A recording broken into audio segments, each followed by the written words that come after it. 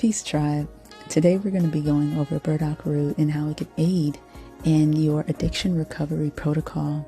So one of the first things that I want to speak on is the earthy taste of burdock root. I love it. It's actually one of my favorites.